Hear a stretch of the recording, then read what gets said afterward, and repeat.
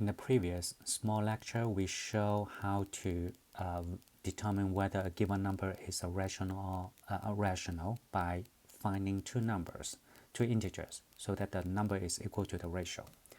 Now, in this particular video, we'll actually prove some statements, okay? Some statements, and there are no specific numbers, they are just statements. Before we prove that, I would like to kind of review the so-called zero products property. So what is that? It says if neither of two real numbers is zero, then their product is also not zero. So if neither two is zero, then their product is not zero. Let's write this into symbolic form using quantifiers and variables. Because we have two real numbers, so we have to introduce two variables, right? So I'm gonna rewrite this as for all AB in real, okay, and neither of two real numbers. There's no actually restriction on these two numbers here, so therefore for all AB from real, and we say that if, here's the if and then statements, if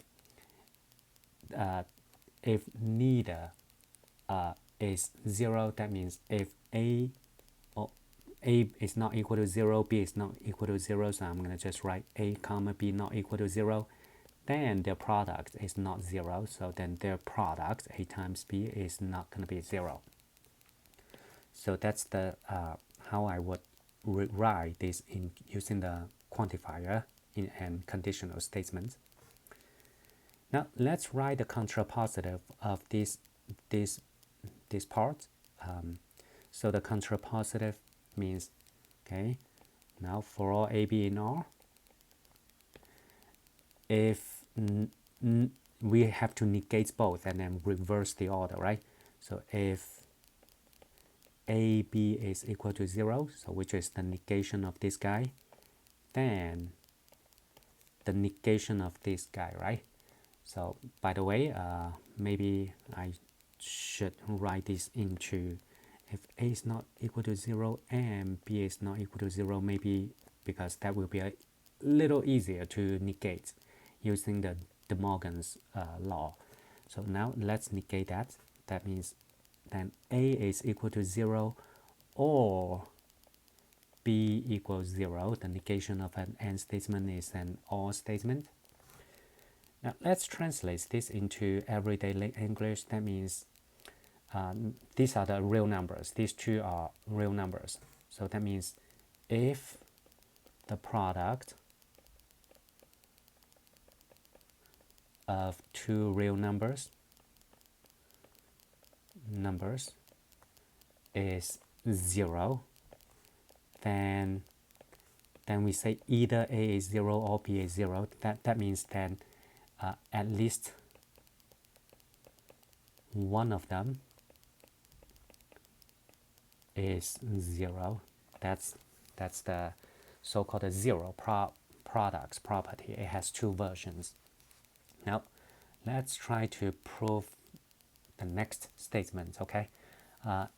Again, at the beginning, I do want you to say formal restatement of the theorem to be proved.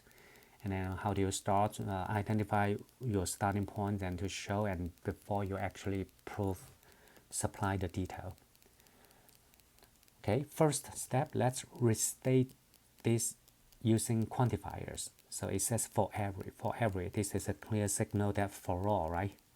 And every integer, it seems like we are talking about one integer, so for all n. So I just need one variable.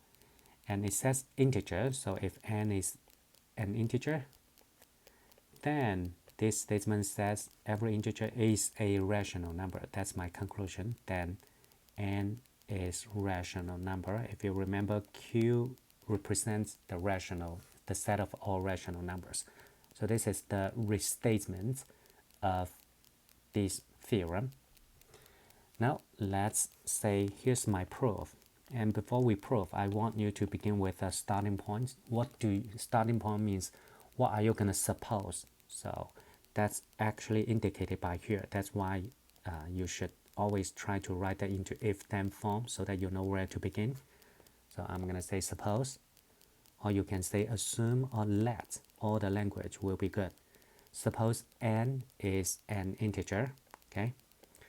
And then what you want to show, this is the conclusion you want to make. So that want to show n is a rational.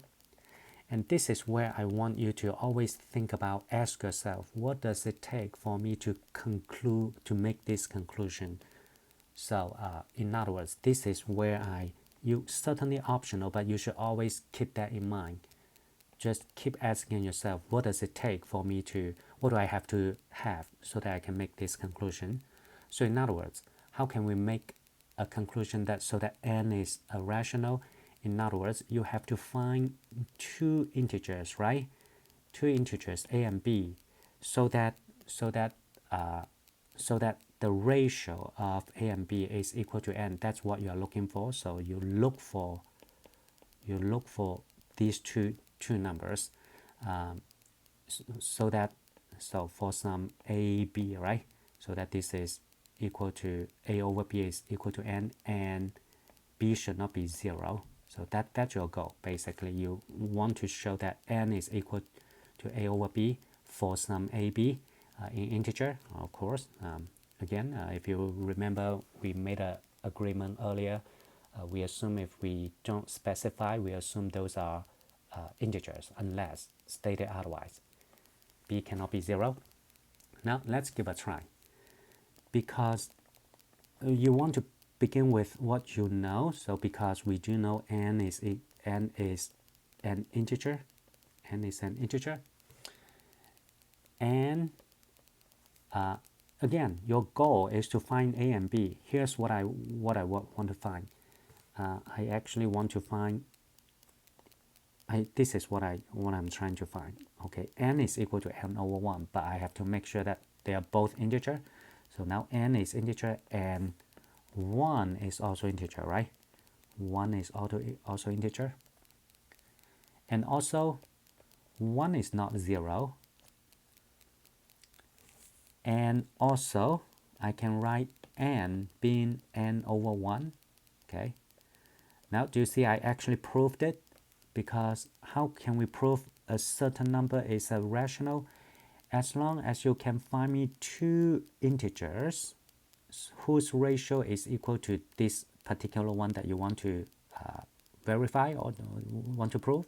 So here I find two integers. One is n, the other one is 1, and I want to make sure the denominator is not 0, which is the case. I clearly state 1 is not 0, and both are integers. And this is a fact, n is equal to n over 1. This is a fact by algebra. Therefore, of course, oftentimes we should write the therefore on a new line, but let me make this smaller so that it looks a little better. So therefore, n is a rational. Okay, that's actually finished. I finished the proof. Even though the proof looks so short, it actually reflects all the pieces, like including the understanding of the definition. So actually, this is a good exercise for you to do a proof. It's simple enough, and it includes all the details that you need, and also it reflects a good understanding of the definition of the rational number. So that's the proof. If you feel like you don't follow this, then I would definitely encourage you go back to read the definition again and again and again. So just keep asking yourself, what does it take for me to show that n is a rational, okay? And trace backwards. So now the second one, prove the sum of two rational numbers is rational. So step number 1, I want to write that using quantifiers. So I'm going to say, by the way, typo, not rational numbers, okay? Rational numbers.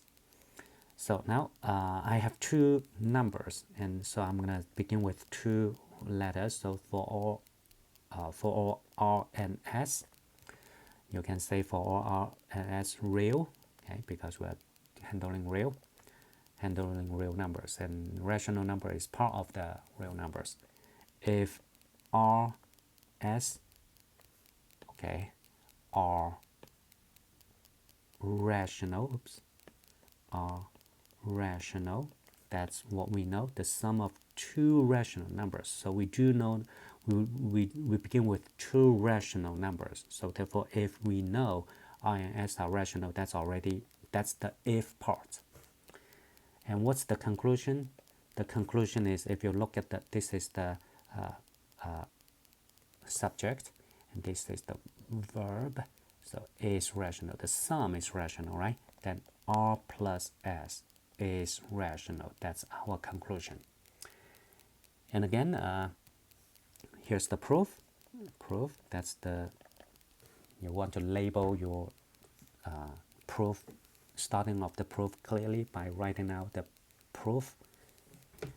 And now I'm gonna, earlier we say suppose. I kind of want to do a little, get you used to other words. So this time I'm gonna say let, which is equivalent to suppose, okay? So let R, S be rational. That's what, now that's what you begin with. That's your hypothesis. So you let that happen, or you can say assume, or you can say suppose. And what do you want to show? We want to show, so to show, what you need to show that R plus S is a rational number. Now again, stop here and ask yourself, what does it take for me to make this conclusion? That means you have to really you need to find two integers, okay? So integer number one, so one integer and another integer, they may, so one integer and another integer, okay? They may not be the same. Another integer, so that the ratio of these two integers is equal to R plus S. Of course, you have to mention that this cannot be zero. This is a non-zero integer. Okay, so basically that's I usually don't write this in my formal proof. I just say, if you have a scratch paper, write this down. That's your goal. That's your target. You want to get to this point, so that R plus S is equal to one integer over another integer, and make sure this integer is not zero. Then you can conclude that it is a rational number. So now, because I do know that R, S, they are both rational, right? They're both rational. Therefore, because R is rational, R has to be equal to a ratio of two integers, and S can be written as a ratio of two integers, where A, B, C, D, they're all integers, right?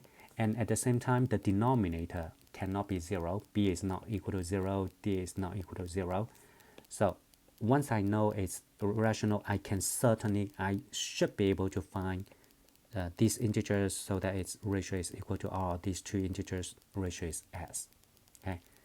Now, keep in mind, your goal is to prove that R plus S is rational. So therefore, you try to find what is R plus S. So R is A over B, S is C over D, and when you add, you want to get a common denominator, right? So therefore, AD over BD plus CB over BD. So you multiply the first one top and bottom by D, the second one top and bottom by B. So you can see that I'm trying to find a common denominator, and this is equal to AD plus CD over BD. Now, now take a look at this. Is this an integer? Is this another integer? the answer is certainly yes, because we do know A, B, C, D, they are integers, so therefore AD plus CD, the product and sum of the integers, should be integers, so this is integer. And BD, we do know they're not zero according to the zero property we earlier we reviewed. We do know the product cannot be zero, right? That's why we review that. So therefore, I'm going to say because AD plus CD, oops, actually, I'm sorry, this actually is not D, it is the B, right? This is B. So AD plus CB is integer, and BD, the product of BD is also integer, and at the same time, BD is not equal to 0, and this is according to the zero products property we review. So with that, we can now claim, therefore, do you see that all these requirements are met? So therefore, I can conclude that R plus S is rational. So that's the end of the proof.